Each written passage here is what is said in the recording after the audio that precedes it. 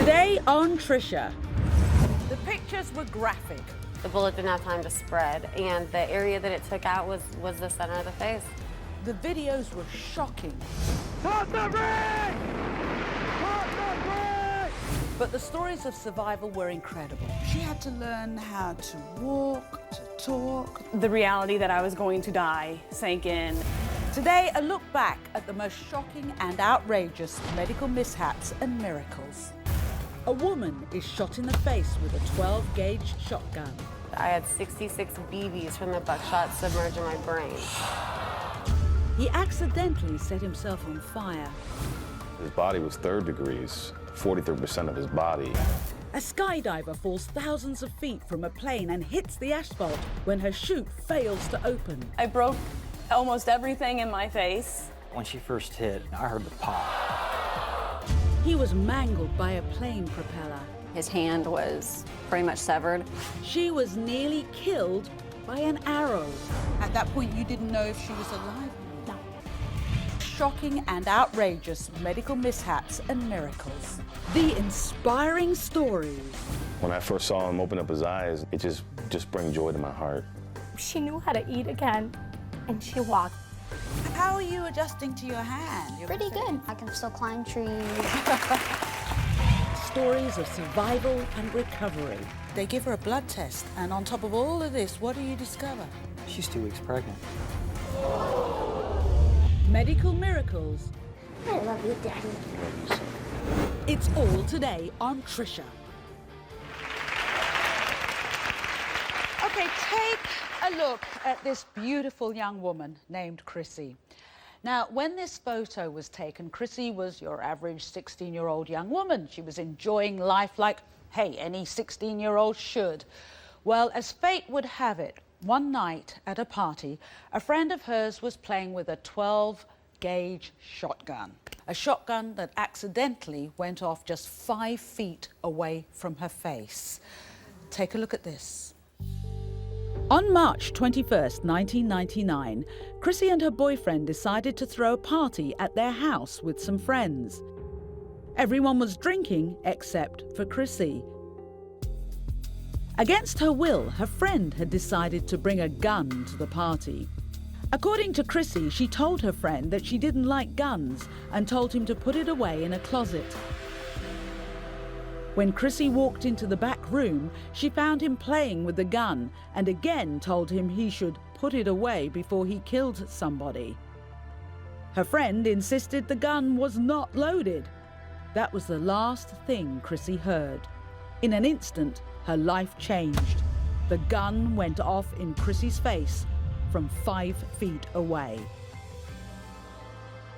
As a result of the gunshot wound, Chrissy lost 3/4 of her face. Now, I want to warn everybody that the pictures you're about to see are of a graphic nature.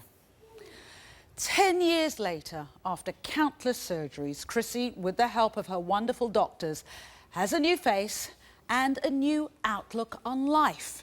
So I'm going to go back here, and when I come out, I want you to welcome Chrissy to the show.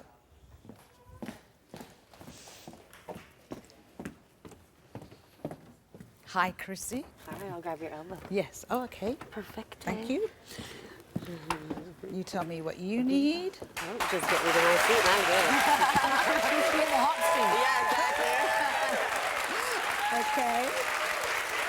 So I'm going to bring you over here, and then if you turn around this way, there's the seat.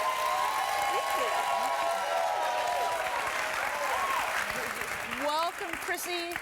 What were you like as a 16-year-old? I did great in school, hung out with friends, partied, did everything your average 16-year-old would do. And then that fateful night, can you remember what happened that night when you were shot? I was hanging out with friends at the house, and one of my friends in the back room had found a loaded shotgun, and he fiddled with it. My last response was put it down before you kill somebody, and after that, it's all blank. What's the first thing you remember after that? The first recollection I have is actually not until April 28th. I was shot March 21st of 99 and April 28th of 99. Over a month? Yeah, 5 weeks exactly. They erased it out of my mind. But I didn't even know I was blind. So did you know what had blinded you? Could you... No, not at that moment. I didn't. I was shot with a 12-gauge shotgun, and I had 66 BBs from the buckshot submerged in my brain. And they're still there. Could you barely believe that had happened to you? It was surprising. You know, my thought wasn't to give up, it was to move on. Really? Right away. Wow. Okay. Well, Chrissy was kind enough to invite our camera crew into her home in Oregon to see what a day in her life is like. Have a look at this. Chrissy suffered an horrific event early in her life that took away her sight, sense of smell, sense of taste, and the majority of her face. Even though Chrissy's path was dramatically altered by the accident, she still manages to live a very normal life as a single mother. Good morning. Good morning, Junior. Did you sleep good? Yeah. Yeah? Can Mommy have a good morning hug? Yeah. I can? Aw, thank you. I'm gonna kiss. Each morning, she takes care of her active son, Junior, by dressing him and cooking him breakfast. When the accident first happened, I couldn't cook, but it gave me the urge to want to learn to cook for myself, to not need to rely on anyone else. I'm gonna get your eggies on your Junior plate. You want your eggies? Ooh, eggies. And there's a little mini Junior fork. I got your chocolate milk. I'll like You're right here, thank you. Enjoy your chocolate milk and your eggs. Chrissy knows every inch of her home, from her kitchen to her bathroom, and maintains it all by herself. Cleaning is a big stress relief for me, so I like to do it often. One of her biggest desires is to continue her education. Now, with the help of her voice-active computer, she's researching classes to take this fall. Junior is Chrissy's greatest achievement in her life. Her joy comes from being able to meet the needs of this little boy every day. watch out, Mom. Even though Chrissy has suffered a tremendous tragedy, she wants her story to be one of inspiration and hope.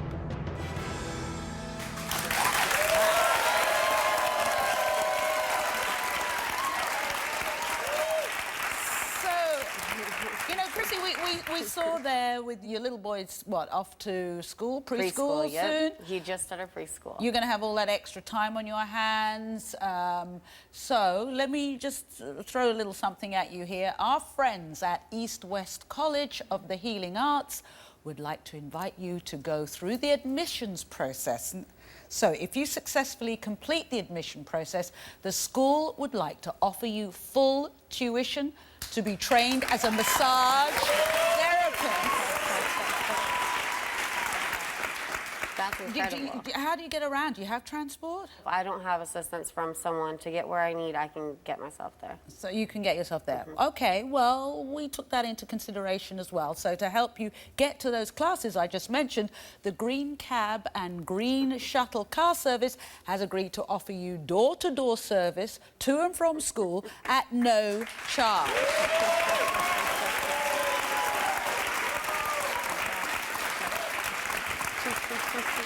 That's incredible. Well, thank you. Thank you. Thank you for being here.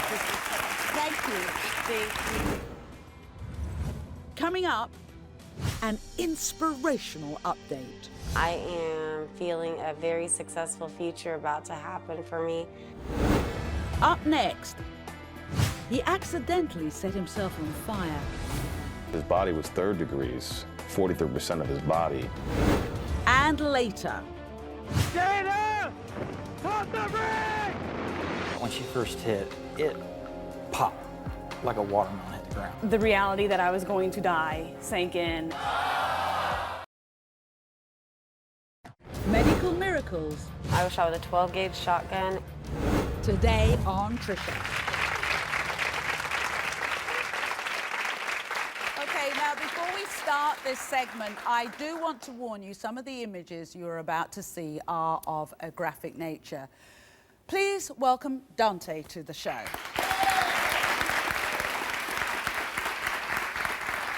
So let's start by looking at a picture of Dante and his 8-year-old son, Michael. Now, when this photo was taken, Michael enjoyed playing soccer and football with his friends.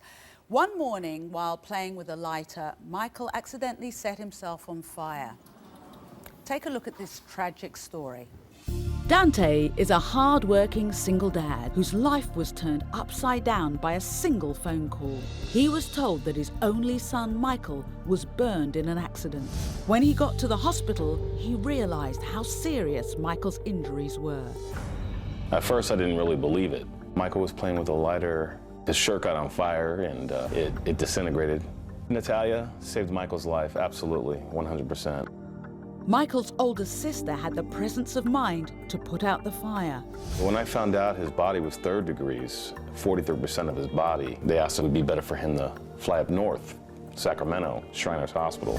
Michael was flown by medical chopper to Shriners Hospital, where they specialize in treating burn patients. When the doctors told me they can put him he's going to put him in a coma, I was like, wow, what if he doesn't come out of this coma? They had to first do a blood transfusion because he lost a lot of blood. When I first saw him open up his eyes in the ICU, it just brought joy to my heart. Although Michael is now home, Dante cannot rest easy. He knows that Michael's road to recovery is far from over. Well, as you just saw, young Michael was burned over 43% of his body. But today, although life is a challenge, this young man is the definition of a true survivor. Now, I've already met him, and you'll get to meet him a little later. But let's come to Dad first. Dante, so what happened on the day of this horrible accident? That day, July 26th, I got a call from a family member saying that Michael was burned. You got home, and what did you find? I didn't go home. I went straight to the hospital. Oh, they said go to the hospital. Go to the hospital, and that's where... Did you beat yourself up? Of course I did. How? I blame myself. Why? Because it was my lighter. I shouldn't have left it out there. When Michael finally came to, did he know what had happened? When he came to, he still wasn't, there. He was 75%, Yeah. But he kind of knew what happened, but I think the ketamine made him lose the trauma. He knew something happened, but I don't think he remembered the event. He didn't remember that. How is it now? Because, your son went through this hell, but your daughters, they see? Very emotional. And the way they described it to me, it was Natalia. Saved his life, huh? Amazing. Amazing. How old? She's 12. She was the one who... The shirt disintegrated, and it got on his hair, and she put him out. There was a dish towel by the sink. Put him out. How is Michael now? Michael's Michael, He's had a lot of stuff done, though, hasn't he?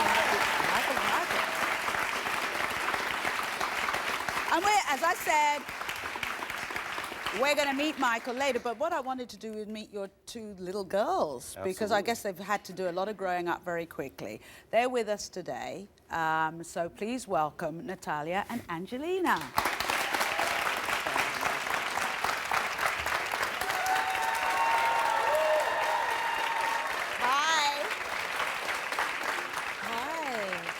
So, Natalia, tell me, has your brother changed since the accident? Kinda, but not really. Can you remember what happened the morning of Michael's accident? Mm-hmm. And you actually put the fire out, did you? Yeah. What did you do? Well, I just opened my door and I saw him, so the first thing I just thought of was to go get a towel, so then I got a towel and put him out.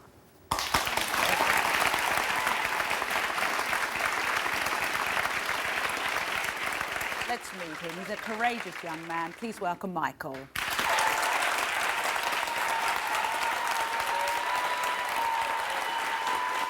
want to come sit up here, Michael? Come and sit up there. So, look at these people all clapping. Wow. Okay. So do you remember anything about the accident? Only a little bit. Now, you've got quite a routine that you and your dad have to go through every day. Just to give you an idea of the daily challenges Michael and Dante face, you had our cameras in the house, right? And they spent a day in your lives. So let's show the viewers what you go through every day. Have a look at this.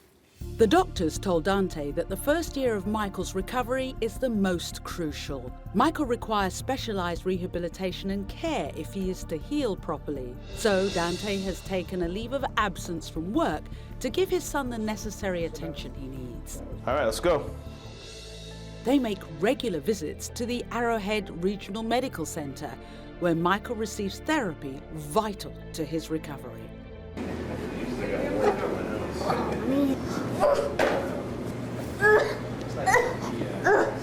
What are you doing? Back home, there's still plenty left to do. Every day, Dante gives Michael additional physical therapy. This is your bad arm. Dad, you're squeezing. No, I'm not. And getting ready for bed is no simple task. We get him in the bath, scrub him down, clean the wound that he has on his right elbow, take him out, dry him up, then I massage him. Michael, he wears a suit probably 23 hours a day. The only time he's not wearing it is when he's in the bath or the shower. I take a Ziploc baggie and put it on one foot and get the suit in because it makes it go up a lot easier. And then I vice versa with the other leg. And then what we do is we pull it up and we kind of zip it up. It's really tight. And then it's all Velcro. And you put the Velcro here and here in the front and the back as well. We're going to bed now. So what we're going to do is put this one on here.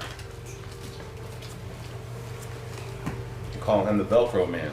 And then when we lie him down, we make sure there's no pillow on the back of his neck.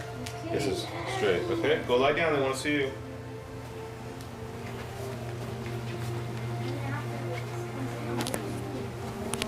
We ask you just to bless Michael, Father, and heal him, and just pray over him each and every day, Father, as we do.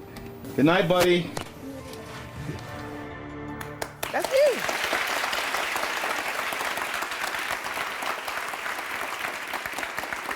Do you see your brother do that every day? Yeah. Do you help him sometimes? He wakes me up and I take off his splints. She helps. I understand you've got dreams about going to a big city one day. Which big city is that? New York. New York. Why do you want to go to New York? Because I want to see my Aunt Jenny and the big, huge Christmas tree and the Statue of Liberty. Okay, so you said Aunt Jenny. Oh, there's a picture of Aunt Jenny. Wow, you look really small in that picture. Was it a long time ago? Yeah. We talk to her on the phone and stuff. Yeah. FaceTime her. Would you know what she looked like? So you know what she looks like if you FaceTime her? Yeah.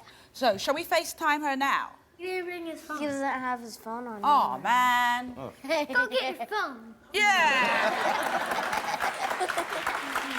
So let me think. We got no phone, so we can't FaceTime her. So we just have to make her come here. What are you laughing at? She can't. If you all shout out Aunt Jenny, maybe she'll come. But Right, on the three. Let's try it. 1, 2, 3. Aunt Jenny! Aunt Jenny!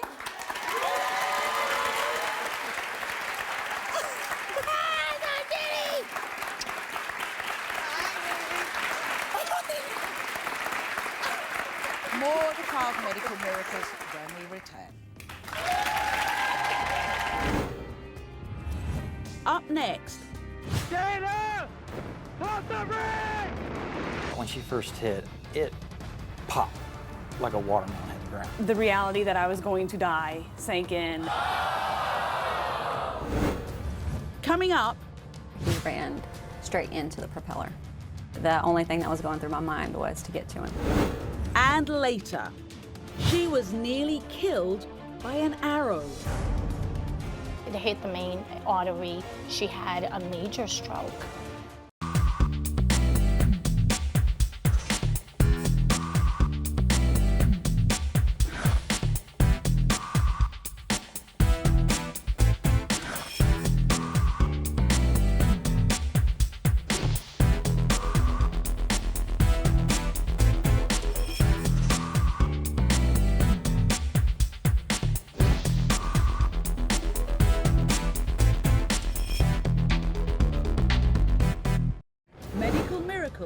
I was shot with a 12-gauge shotgun. Today on Trisha. Okay, this is Rick. Now, Rick has been skydiving, yes, skydiving, for 8 years, and he's been an instructor for 6 years. Now, Rick loved skydiving so much, he wanted to share his passion with the love of his life, Shayna.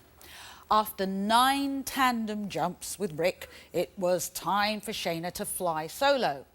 Little did Rick know it might be the last time he would see Shayna alive. Yeah, take a look at how this event was captured from Rick's helmet camera. Now, just so you can share Rick's experience, we will run this tape raw with only minor editing. Watch this. Hi, Shayna. All right, Shayna, what are you getting ready to do? My first AFF. Great, get up. Go. Go.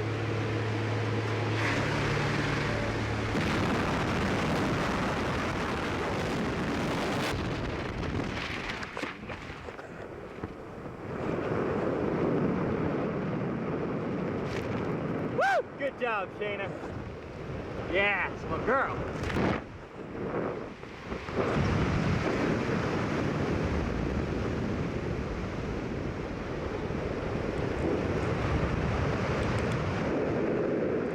Shayna! Shayna! Shayna! Pump the brake! Pump the brake! Pump the brake! Pump the brake!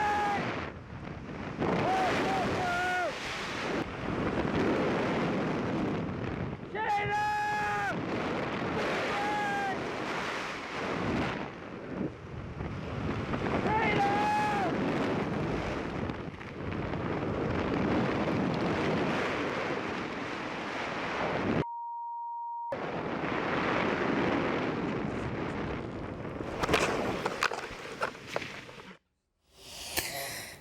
Well, Shayna hit the asphalt travelling at over 50 miles an hour. But miraculously, she survived. Now, I just want to warn everybody that the pictures you are about to see are graphic in nature. Well, it's time to meet her, so please welcome Shayna to the show.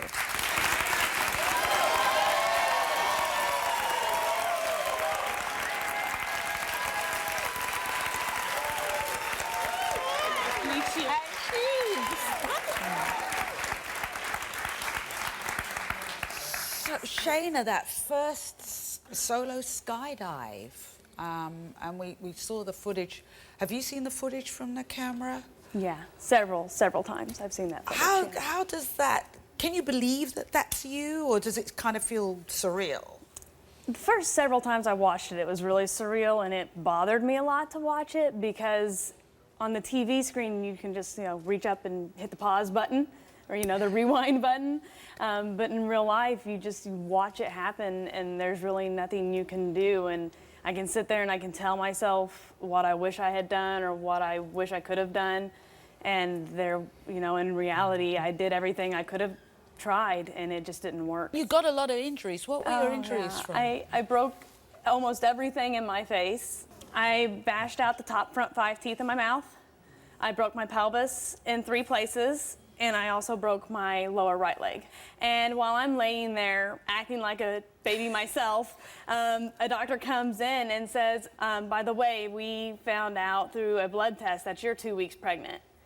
This was very much real. It was not a dream. Yeah. This was really happening, and that now I can't be selfish. Did you even suspect that you were pregnant? Had no idea. And the baby, how is the baby doing? That baby is now a very healthy and perfect little boy. Let's meet Tanner.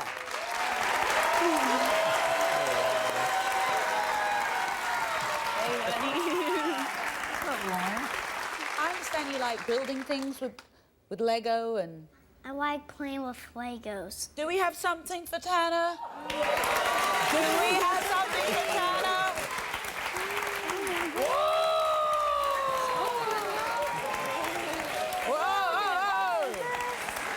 Wow. We're just going to go and play with this. We'll be right back. We'll see you after this. Up next. He ran straight into the propeller. The only thing that was going through my mind was to get to him. And later, she was nearly killed by an arrow. It hit the main artery. She had a major stroke. At that point, you didn't know if she was alive? No.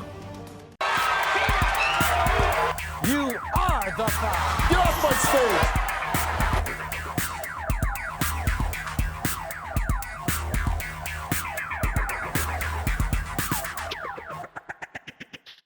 Medical miracles. I was shot with a 12-gauge shotgun. Today on Trisha. Fashion blogger Lauren Scruggs made headlines when she lost an arm and an eye after accidentally walking into a moving airplane propeller. Now, this is Tiffany. Tiffany's 10-year-old son, Isaac, tragically suffered a similar fate. When 10-year-old Isaac learned how to fly a plane, he was overjoyed. Now, sadly, this new hobby took a tragic turn when Isaac walked directly into the path of the plane's moving propeller.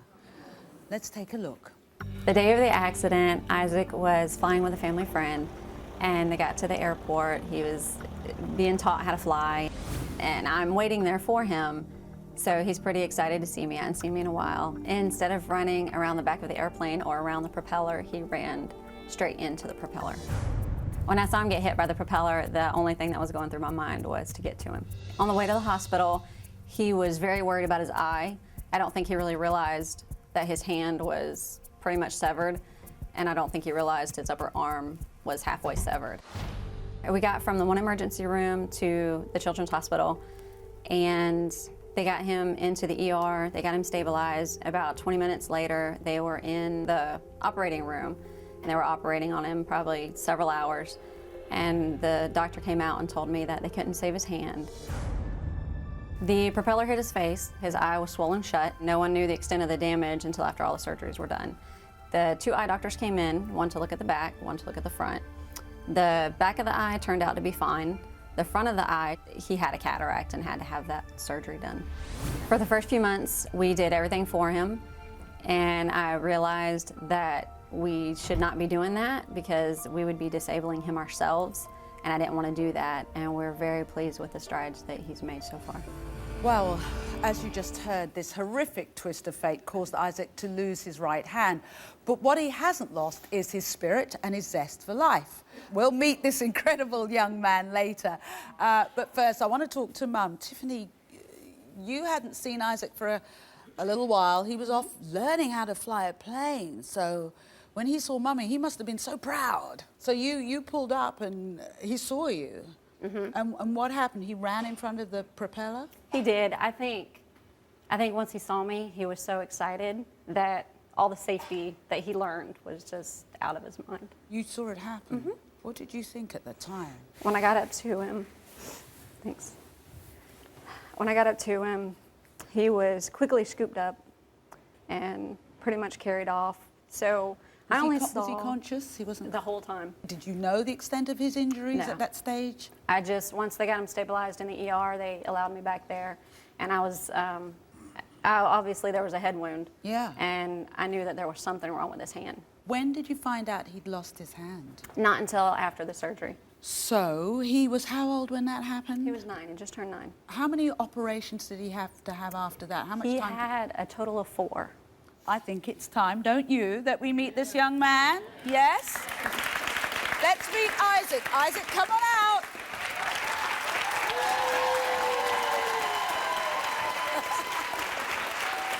Hi, Isaac, how you do? So, Isaac, do you remember the day of the accident? I remember mostly everything except when we were flying in the helicopter to the children's hospital. Now, how are you adjusting to your hand? Pretty good. Are there things that you can't do? I have problems doing, like on the playgrounds with monkey bars and stuff like that. Yeah. But I can still climb trees and...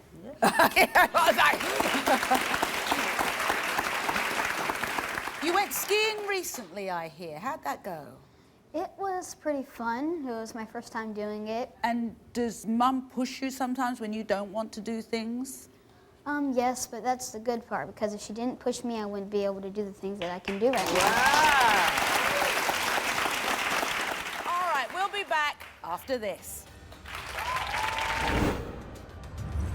Coming up, She was nearly killed by an arrow. It hit the main artery. She had a major stroke. At that point, you didn't know if she was alive or not? No. And later, an inspirational update. I am feeling a very successful future about to happen for me.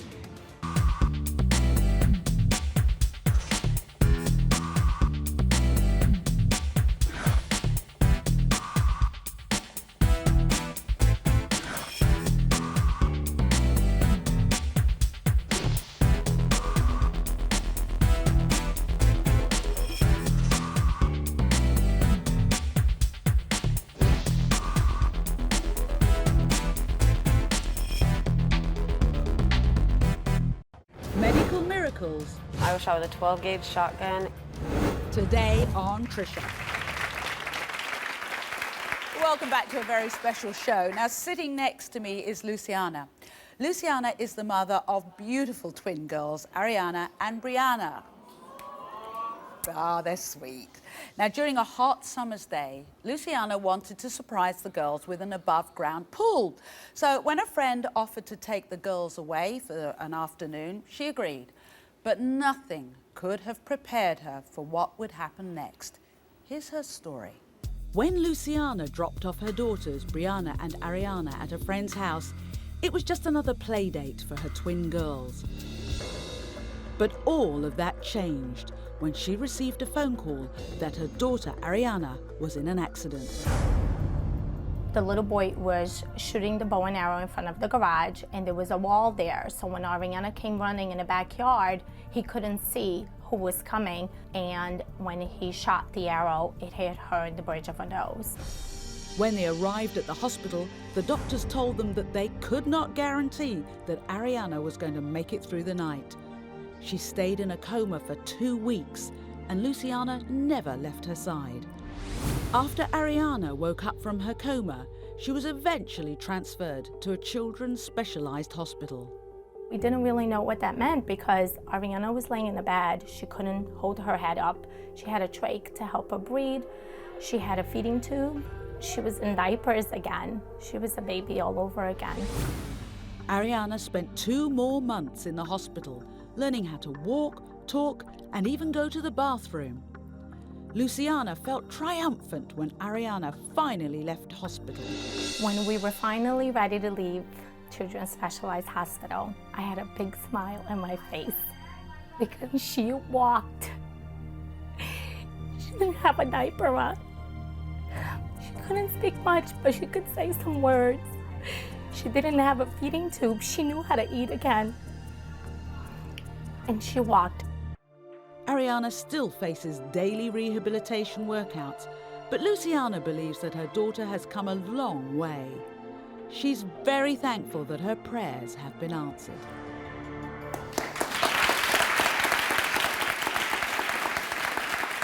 Well, Ariana is a true walking medical miracle, and we'll meet her in a moment. But first, Luciana, what happened on that day? It was just a normal day. I was working from home. My husband was home, and he was in the backyard installing the pool. And about 5:15 in the afternoon, we had a call from my girlfriend just saying there was an accident. When you got there, what did you see? We walked in the house, and my girlfriend was holding Ariana in her arms. Ariana was unconscious, and Mitchell right away was there with them, and we were waiting for the ambulance, but I just couldn't stay inside. At that point, you didn't know if she was alive or not? No. What did they tell you when you got to the hospital? Well, we met with the director, and she sat there and told us that things didn't look good, and that she couldn't promise us that Ariana would make it through the night. So that was how long ago? 2010? July of 2010. Now, people read about these accidents and they read about it and they go, oh my God, how awful. 2 years later, it's still a long road. Oh, yeah. And it's going to be. You're still going through it. Yes. So yes. she had to learn how to walk, to talk, everything. To feed herself. Yeah. Picture there she is learning to walk. But she did it. She did it.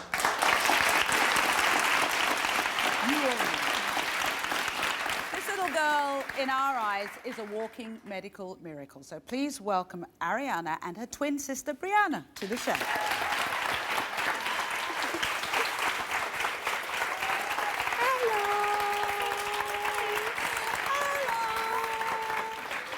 I love the matching shoes. Thank you. Thank you. So, how are you feeling today, Ariana? Good day? Good? How's school? Good. Good? Therapy?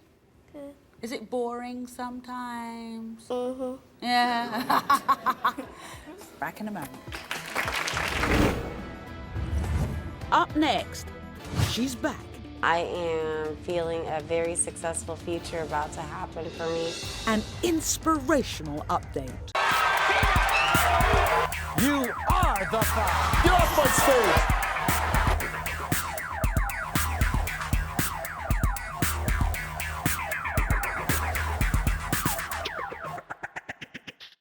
Medical miracles. I wish I was a 12-gauge shotgun. Today on Trisha. Earlier, we met a beautiful young woman named Chrissy. One night at a party, a friend of hers was playing with a 12-gauge shotgun. A shotgun that accidentally went off, causing Chrissy to lose 3/4 of her face. Take a look at her tragic story. On March 21st, 1999, Chrissy and her boyfriend decided to throw a party at their house with some friends. Everyone was drinking except for Chrissy. Against her will, her friend had decided to bring a gun to the party.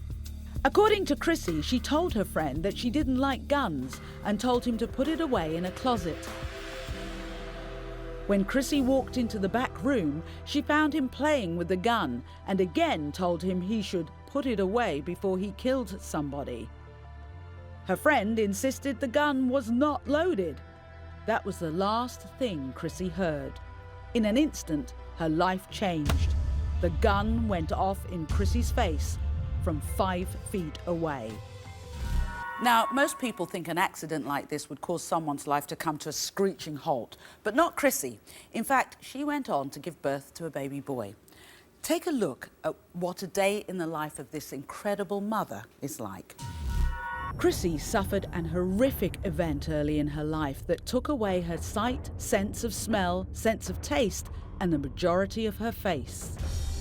Even though Chrissy's path was dramatically altered by the accident, she still manages to live a very normal life as a single mother. Good morning. Good morning, Junior. Did you sleep good? Yeah. Yeah? Can Mommy have a good morning hug? Yeah. I can? Aw, thank you. I'm gonna kiss. Mm-hmm. Each morning, she takes care of her active son, Junior, by dressing him and cooking him breakfast. When the accident first happened, I couldn't cook, but it gave me the urge to want to learn to cook for myself, to not need to rely on anyone else. I'm gonna get your eggies on your Junior plate. You want your eggies? Ooh, eggies. And there's a little mini Junior fork. I got your chocolate milk. I'll wait. You're right here. Thank you. Enjoy your chocolate milk and your eggs. Chrissy knows every inch of her home, from her kitchen to her bathroom, and maintains it all by herself. Cleaning is a big stress relief for me, so I like to do it often. One of her biggest desires is to continue her education. Now, with the help of her voice-active computer, she's researching classes to take this fall. Junior is Chrissy's greatest achievement in her life. Her joy comes from being able to meet the needs of this little boy every day. Watch out, Mom!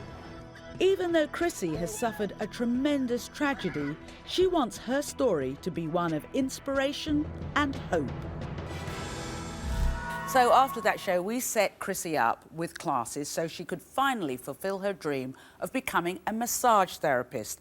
We wanted to see how she was doing, so here's her video update. Hey Trisha, it's Chrissy. I just wanted to tell you thank you. Thanks to you, I am about to start massage school in a few weeks. Junior and I are staying busy with preschool, potty training, and playing all day. There's not a whole lot of time left for anything else, but I am feeling a very successful future about to happen for me. And I want to invite all of you guys when I become a masseuse for free massage. Thank you guys, and I am very, very grateful. I hope you guys have a great day. We'll be right back.